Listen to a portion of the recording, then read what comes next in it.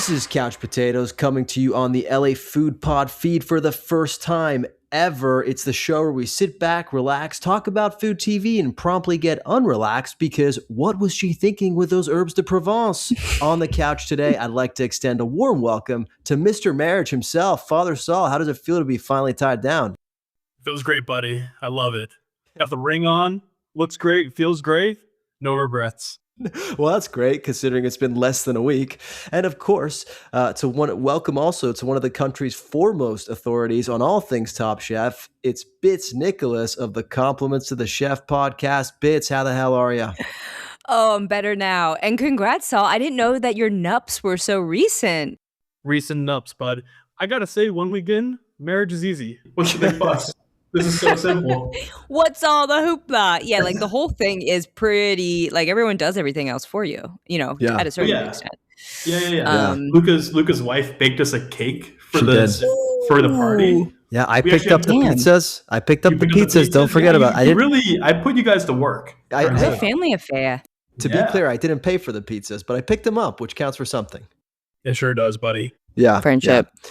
Well, hey, let's start with Top Chef, because that is the show that all of us love. It is the show that just came back on the air, confusingly so. So let's start there.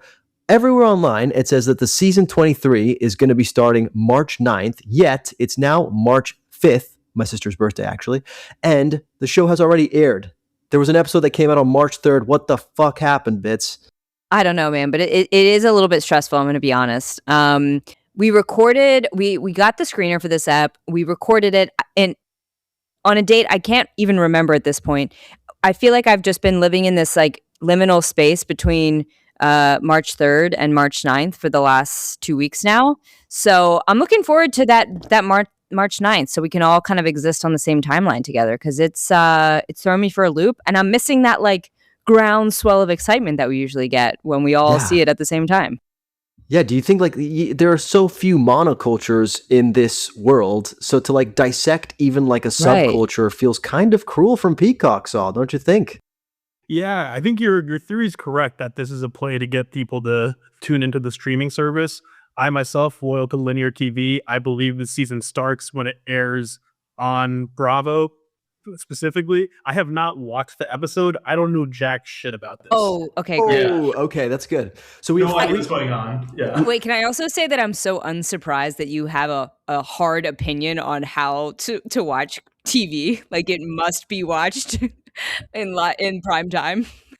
Look, there's no other way. I'm a traditionalist. I believe these things. I actually don't. I would totally watch it on streaming. Probably, but I just didn't realize it was going to be on Peacock. Yeah, I feel like, so we have 3 tiers of knowledgeable then on this podcast today, because Bits, I'm assuming you've watched it like thoroughly. I have.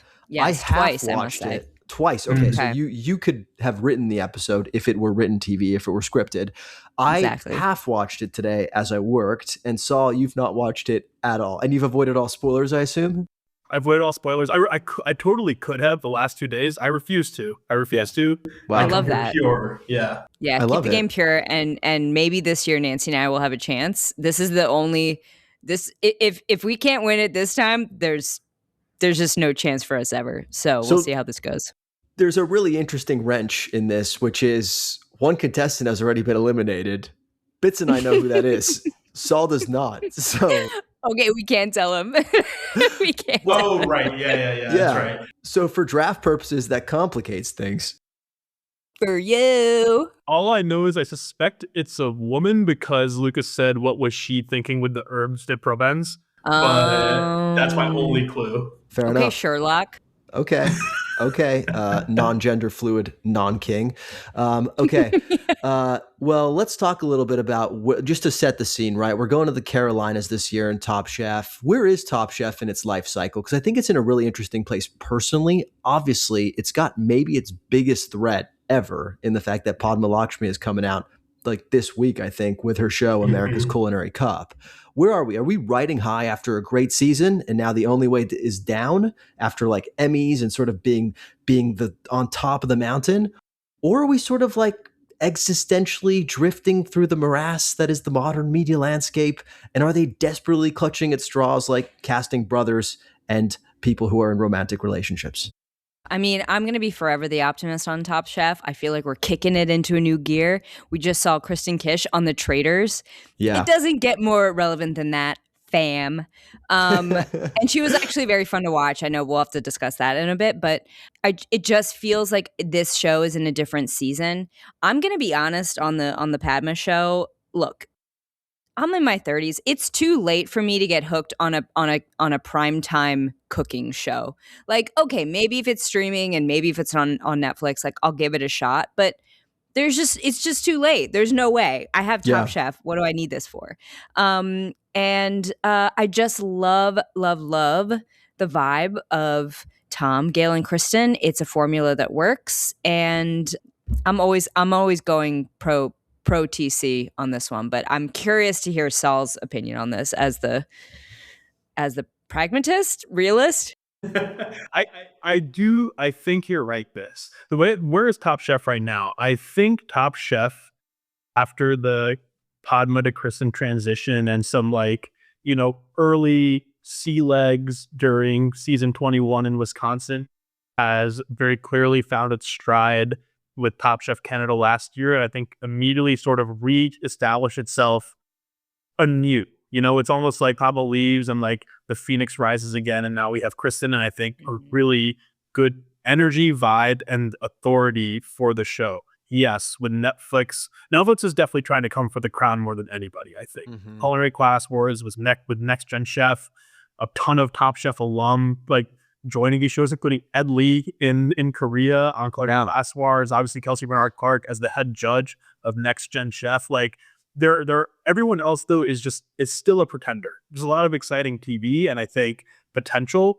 Padma's CBS show, America's Culinary Cup, to me is a little bit too thirsty right now for the crown, and I will be surprised if they're able to grab the mantle from Top Chef.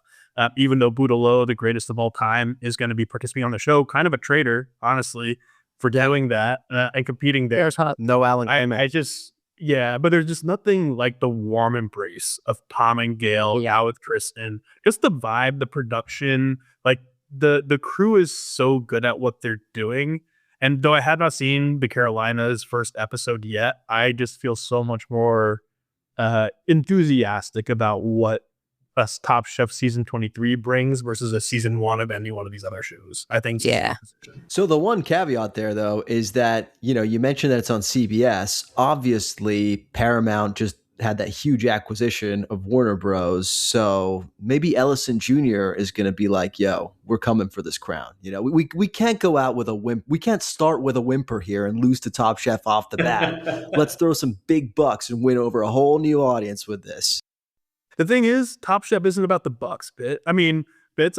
Although that being said, they definitely have sold out a ton of sponsorships. You gotta do what you gotta do, but not that kind of what really matters is it's more than the money. It's about more than $1 million prize. It's And the sponsorships in my mind make up the beautiful tapestry that is Top Chef. Only Top Chef could have a trash bag as a sponsor, and we're still Prestige TV. Tinfoil. Don't get mad. Get glad. Yeah. Exactly. Love that Glad family of products. We love it. We love you so much. No, that there's something to that. I think obviously America's Culinary Cup has its work cut out for it. Hey, maybe we should reconvene here in a few weeks to check in on that show. But one episode in, obviously we don't know how Saul feels about the Carolinas because he hasn't seen the episode. But in general, setting wise, I'm pretty pumped for it. How you feeling, Bits? I completely agree. We got barbecue, we got fresh fish, we've got coastlines, we've got mountains. I think it's going to be a bountiful exploration of the region. I'm loving it. Yeah, I'm super locked in. It was an interesting choice to start with the NASCAR challenge, and then they immediately went into the history of NASCAR, and I was like, oh God, what are they going to say? And then abort. Yeah, abort. And then they say something about we were just driving around to get away from bootleggers, it was a whole, prohibition thing. And they conveniently forgot to mention that NASCAR founder Bill France had ties to segregationist politics, including running the 1972 presidential campaign for George Wallace. So, they glossed over that one, but that's okay. Oh my God. Wait, That's fascinating. I was just about to be like, I just learned so much. Like, I love NASCAR. I didn't even know NASCAR was like in North Carolina. Yeah. Little did you know this was Okay. thinly veiled NASCAR propaganda. Okay. Wow, fascinating. This is like when we like roasted Frank Lloyd Wright a couple seasons ago for actually like being a horrible man. And then we did it okay. again on our podcast about the Bear. That guy just can't catch a break. Oh God. Last thing I want to talk about before we get into the draft is the fact that our friends at Saratoga have been ditched for a hot new brand. I mean, Toga's down. Toga's down. The Toga has been dropped. How do you feel about that? We're going to stay thirsty this season, I guess. It's I didn't know this. This is an end of an era. Water sponsoring Top Chef in some way, shape, or form. San Pellegrino to Saratoga. This is like a real passing of the torch. Well, who's the new upstart? I missed who's the new water sponsor? It's not so they ditched water altogether, and they said there's not even water. They're water. Getting no water down there. I see Saul take a big sip of his water. No, they said everybody's drinking Celsius. Yeah, the $250,000 prize is now going to be provided by Graza, the like hip olive oil brand, which is crazy. Crazy coincidence. I am drinking olive oil right now. The influence is crazy. This really works. The so subliminal. You didn't even need to watch the episode. I just felt it. What's that thing that all the kids are doing, like super maxing or something? It feels like a you know what I'm talking about? Looks maxing. Yeah. It feels like a looks maxing thing. Yeah, super maxing. That's something different. All right, look, every year we play a draft, a Top Chef draft. Saul, you want to give the listeners a reminder of how this goes down?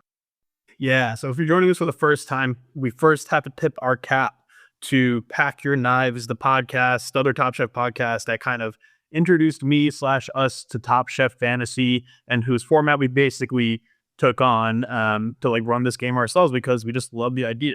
Now, I don't know if you guys know this, the big sort of innovation that we brought to the Top Chef Fantasy space was going in blind drafting. Traditionally, Pack Your Knives would watch one episode and then draft. We would go blind, which is partly why I stayed innocent on the episode and did not watch it for that loyalty. Pack Your Knives this year, doing a blind draft. Wow. I don't know, maybe they were inspired a little bit. Maybe it was purely logistical, which is how they should be. Should we sue them? 100%. No. We literally stole their game. The way this works, guys, so in the past couple of years, we've had 3 teams. It's been Team LA Countdown and or me and Luca participating. Last year was also Team Compliments of the Chef. And then also Jesse Eats, the 2-time champion, famous LA food influencer, who unfortunately this year had to back out, leaving the game on top as the Michael Jordan. I'm sure this is only her mid-career retirement, and she will be very soon. She'll be back. So this year we will have 2 teams. It's Team LA Food Podcast versus Team Compliments of the Chef. And I think that's great. That means each of us have more contestants. And hopefully it'll be closer because we've really been getting our ass kicked, especially me and Luke the past couple of years. We suck at this, dude. But I think it's actually that we've got a good balance this year because I've seen a little bit, you've seen nothing. So, you know, we can check each other's biases here. Bitch, obviously, you have 1 year of this under your belts. You guys, moderately successful. You came in 2nd out of 3, which, you know, isn't great, but isn't bad either. How do you feel going into year 2? Feeling better this year. I feel like I've got a few strategies that I'm going to try out. You know, I've got a few things that I'm thinking, or for those who have watched The Traders, I'm tinking.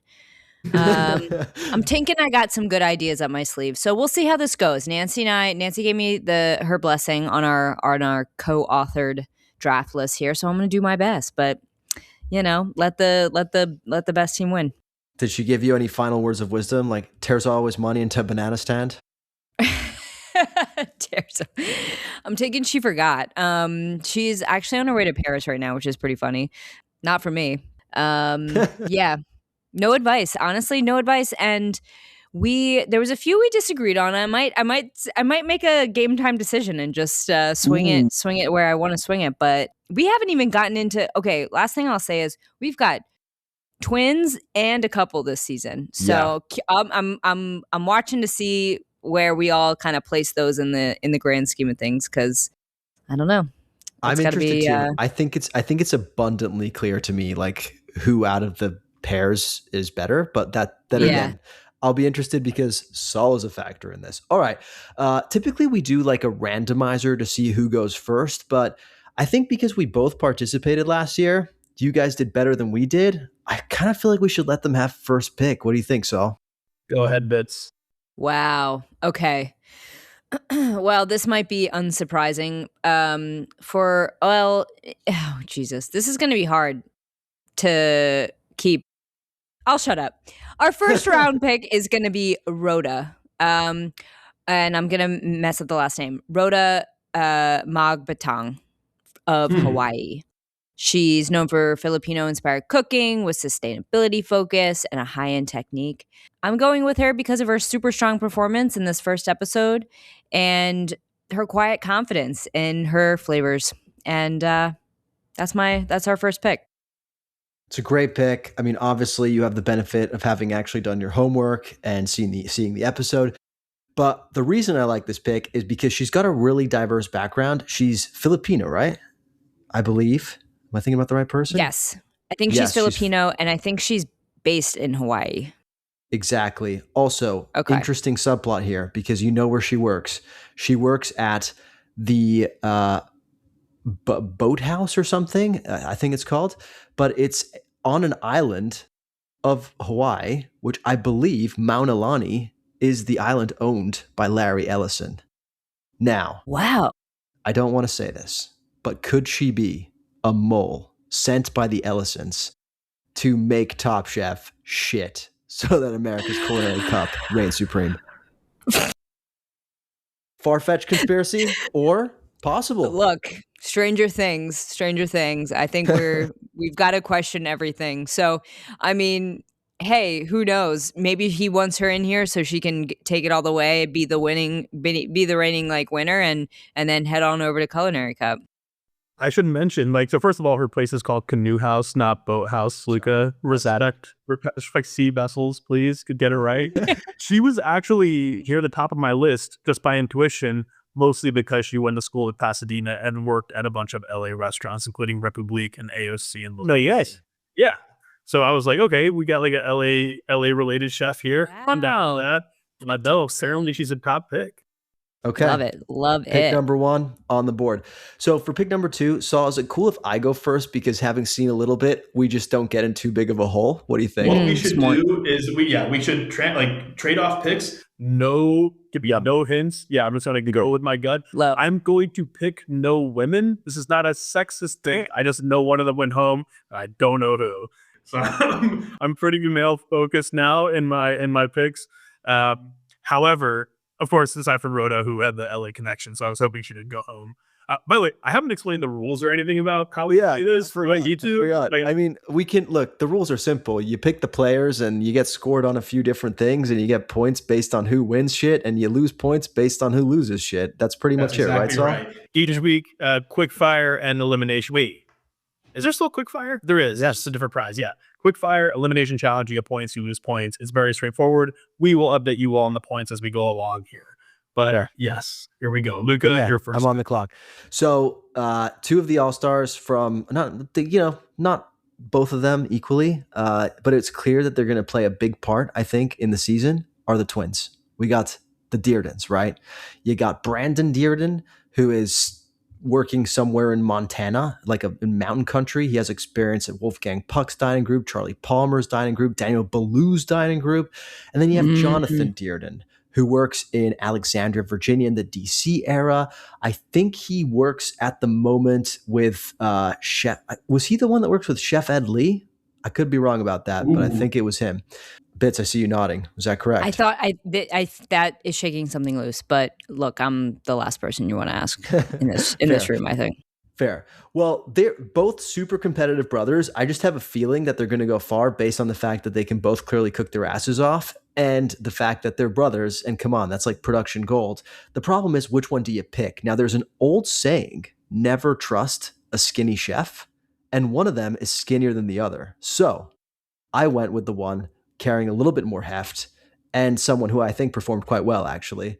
Jonathan Dearden is my pick. Not saying, look, he's not like hefty by any means, but Brandon was looking a little too fit to be like a really focused, good chef, in my opinion. This is a crazy take, but okay. Trouble in paradise already?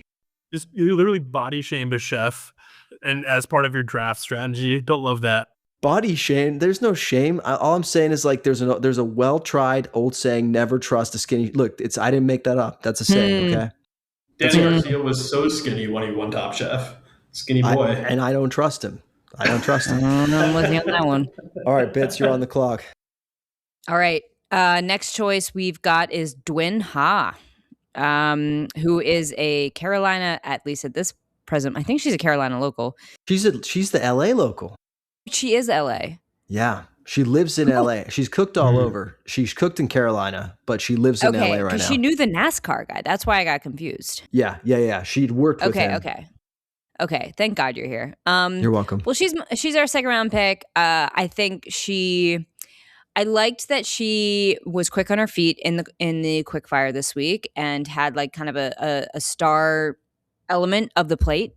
And I just think she's getting a pretty good edit so far. So number 2, I'm going with the ladies.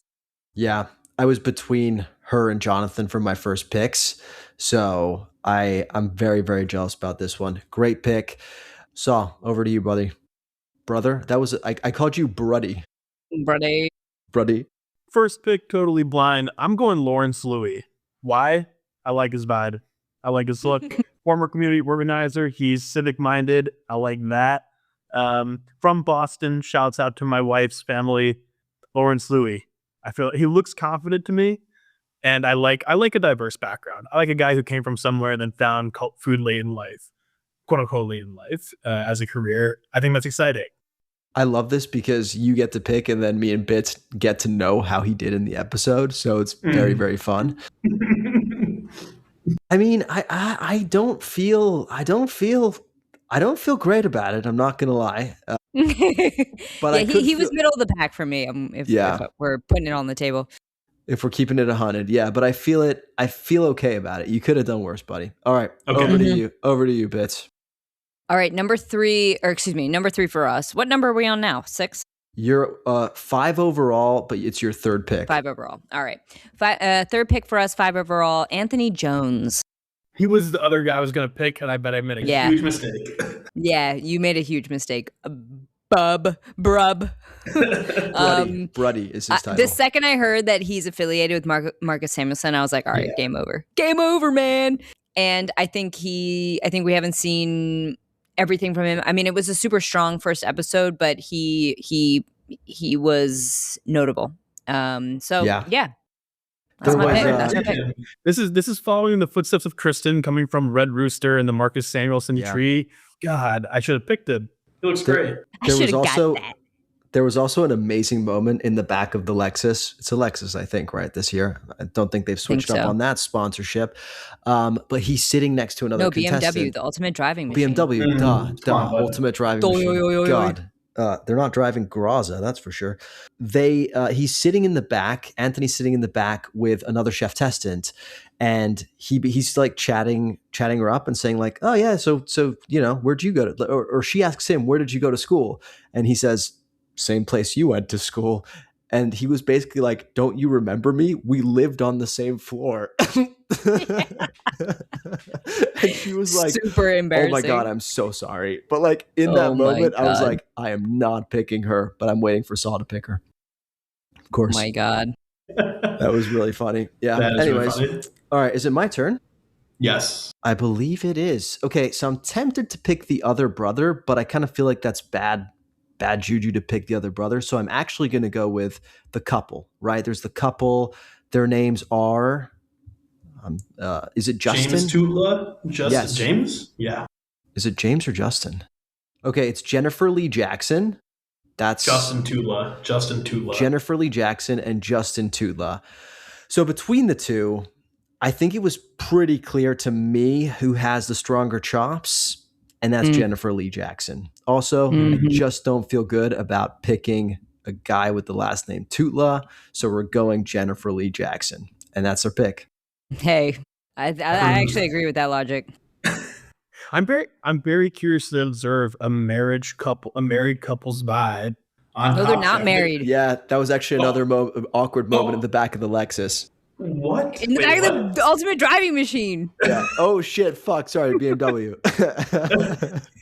In the back of they're long-term partners. Okay. Yeah. They've been together for like 16 years or something. I thought they were like exes or something. That was gonna be the big reveal. That would be lit, dude. They should do that for next season. Suck on that, America's Culinary Cup. All right, who you got, Bits?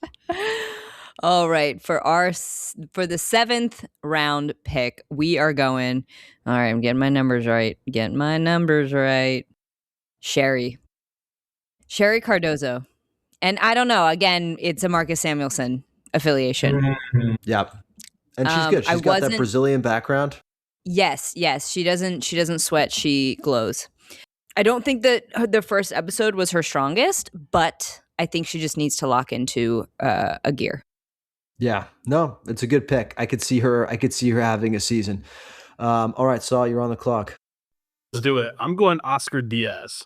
He looks cool. He makes food that I like. That's why I'm picking him. From hometown Chicago, Illinois. He's also one of the hometown chefs. He's Durham, North Carolina. I like a hometown chef. I like Mexican heritage and Southern flavors. I like the vibe. I'll give you this. He didn't get eliminated episode 1, so that's good. I'm feeling not so great about this, but it's very funny. He brought a lot of face masks, though. I liked that fun fact. Yeah. No, he didn't wow me, and he didn't disappoint me. I think, and I do think that it's time that we've got, because he makes Mexican food. Yeah, he's of Mexican heritage. That those are and other Southern flavors. Very interesting combination there. So I'm excited to see him cook. So I can applaud that. I will say, by the way, I have not been at all tracking who's been taken at all. So you guys just SO1 bid? Yeah, there's a list in the agenda. I'm crossing names off. Great. I'll say you can have it. All right. Ninth round pick. We're going Brandon Dearden.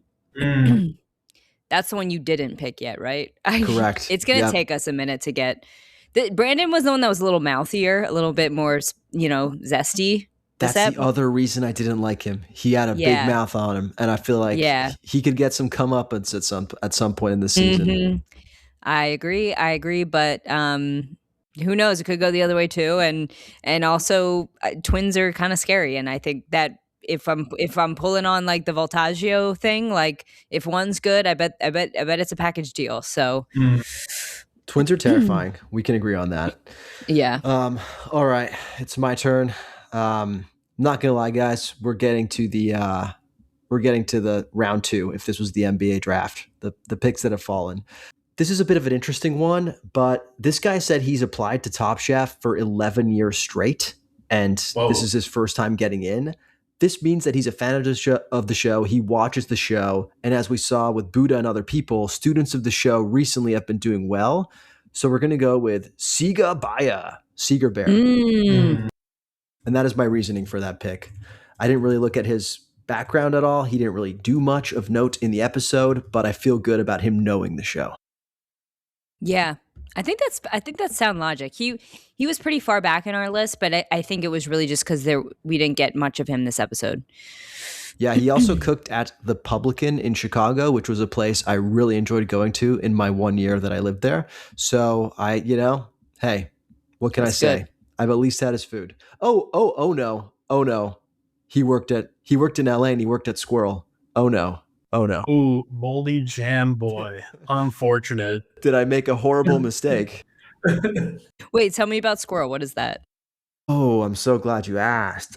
Squirrel, during the pandemic, got in a bunch of hot water because an expose came out that this daytime breakfast spot that had become super famous. The chef had become really famous for like making jams and like putting like, vegetables and barley and things like that for breakfast. Squirrel was like the hottest spot in LA in like 2015. If you had kind of got there, it was like the new frontier of Californian dining, I think. And like it was the place to go and see and be seen. and then it was struck by controversy, which I think it's since recovered from. But it's yes. Right. Oh, this is like the moldy jam. That's like, moldy jam. Even you know about it, Bits, and you live on the other side of the country. I do remember this now. Yeah. I do remember this now. I think we've probably talked about it, or Nancy. I think it's come up before. Yeah. I try to be a sponge. It's really funny because today literally newsletter came out from Eater's Matt Kang that said like it's time to move past the squirrel controversy. It's just not, because like maybe it is spiritually time to move past. It is. No, we have moved past it. It's just a brand association. That's what I mean. That's what I mean. If people still bring it up, then we're not moving past it by definition. It is like in Superbad when Jonah Hill makes fun of the kid for peeing his pants, and he's like, that was in like second grade, and Jonah says, people don't forget. Yeah. Sure enough. We don't forget. I love that there's probably been so many times that people have said people don't forget in movies, and you chose that one. So thank you for that. That is the moment. That's the only time it's been That's said. the only way that counts. All right. You're up, Bits. All right. Our 11th pick is Jossie Bindra. I just feel like gonna have some good flavors on him. I think he came across as like pretty spirited and perhaps opinionated. He seemed sort of like that leader profile, the guy who's going to take the fall during, restaurant week or in the group challenge. So I get a good vibe off of him. Honestly, I wanted to put him higher, but Nancy, you know how she is. Yeah, I don't know. I get a good vibe from him. I don't mind that pick. He had strong leadership skills demonstrated in the quickfire challenge. I think that their dish wasn't a huge success, but I still liked the cut of his jib, so to speak. Okay, I like that. Saul, what do you got? Bits took my pick. I was going to go for my brown brother, Jesse. I'm feeling a lot of regret even having no information. That's like just how I feel about drafts now. And it does feel like a minesweeper game for me because we have one male contestant left. We have two female contestants left. That's it. No, you have 3 female contestants left. Oh, wait, who's the third? I'm looking at your list. We've got Brittany, we've got Day, we've got Nana. Gotcha. Oh, yeah, I missed Brittany there. Okay. So, I mean, look. Oh, no. It's a real Sophie's Chocho, as you like to say. It's lame. It'd be more fun to go for one of the female contestants, but Justin, long-term partner. I'm a new long-term partner. Justin maybe will be inspired by my choice and get married to Jennifer at long lasting. I don't know the situation at all. I'm gonna go there just to be safe, and also because I feel like I've already torpedoed our team with a couple of unwise picks. So at the very least, I mean, I probably should have just gone for it. It would have been very funny, but I'll save us, Luca. At the very least, we'll have a contestant who will be in the game for one more week. Look, he's from Detroit, which we like. He's probably a Pistons fan. There was one part that I didn't like about him in this episode, besides his last name. There was a moment where he's being asked about who cooked at, who's a better cook between him and his partner. And he said, oh, she's definitely better. And there was a hint of false modesty there that I just didn't love. I was like, you know what I mean? Like when partners, like husbands do the, oh, my better half whole thing. You'll learn, Saul. You've been married for less than a week. But it kind of gives me the ick, It feels a little condescending. But maybe she literally is possibly better. Maybe you're just being honest. It was a tonal thing. It gave me the ick. But now I got to root for fucking Tootla. Yeah, there you go. Tootla. All right, you're up, Bits. I think just to get our numbers straight. Okay, this is kind of an interesting one because there's only 15 contestants, right? So there's 3 contestants left, meaning this could actually even out nicely because I think it is going to do exactly that. Yeah. Yes. Yeah. Okay. You're up. Which I think I'm okay with. I think that keeps things even, It does. It does. All right. 13th pick. I'm going to go Nana for this, actually. Love that pick. And I'm mostly, we had a little bit of a time management problem, but Tom picked her plate. So clearly her flavors are right. And I think if she can get over that hurdle, I'm feeling good. So yeah, Nana it is. I texted Saul earlier today that the show made me cry, and it's not a high bar. So, Bits, I actually cried during the TMZ Hollywood tour recently.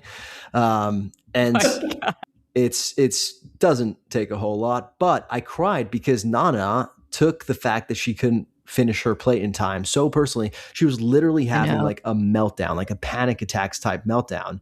And Kristen dropped everything, got up from the judges table and took care of her.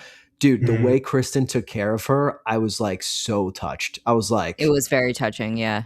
This is her team now. You know, this is her team. That's what it felt like. Yeah. Completely agree. That said, I don't know if Nana can do the job, but I applaud you for choosing her. All right.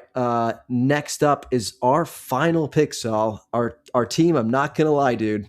Can I guess? Can I tell you who I would have picked so we know if we would have like lost? Okay, wait. So just to be clear, the people still on the board are Day Anais Joseph and Brittany Cochran.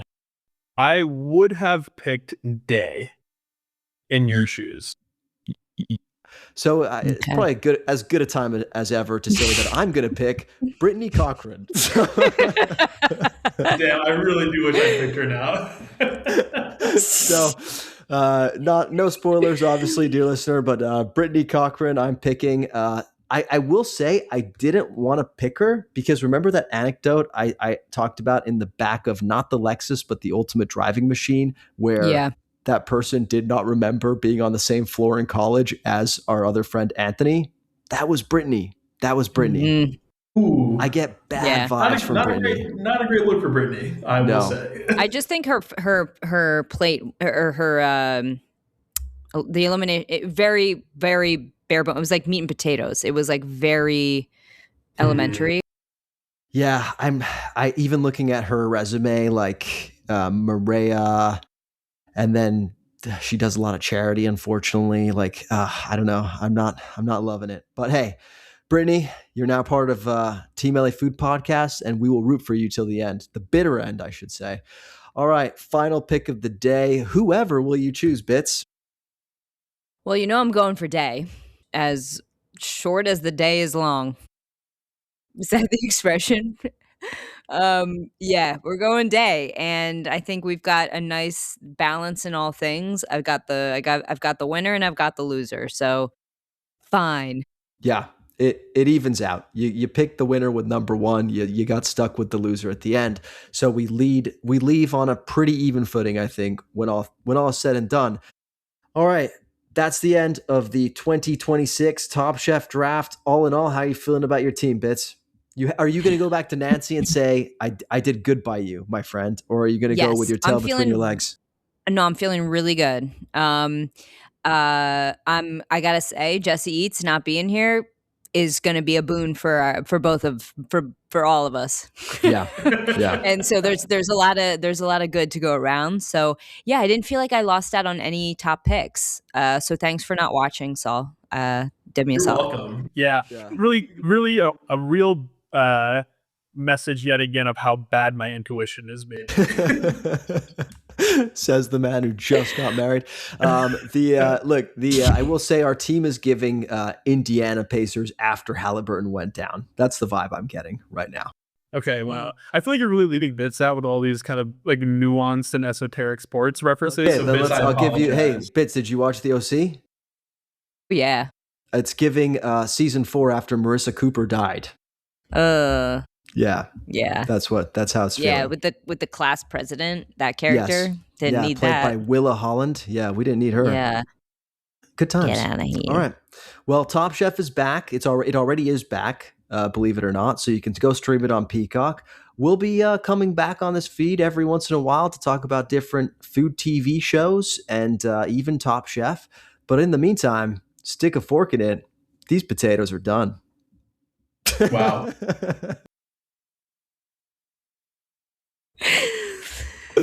I tried. It's good. Something. Yeah, it's good. I tried something. All right. You gotta start somewhere. Couch potatoes. Yeah. Yeah. I kind of love it. Yeah, I tried. Stick a fork in you. Yeah, you gotta do like a potato thing each episode, like See you Hasselbach. It's good to have you Hasselback. There you go. That That was hilarious. I think you did give me an idea for a theme song now, but I guess listeners will already know that by the time this airs. All right, guys, seriously, thank you for joining us. Bits, have a lovely dinner. Saul, do whatever you do in the evening, which I don't want to know. And I'll see you next time. Safe flight. All right, smell you guys later. Goodbye. Bye. Bye.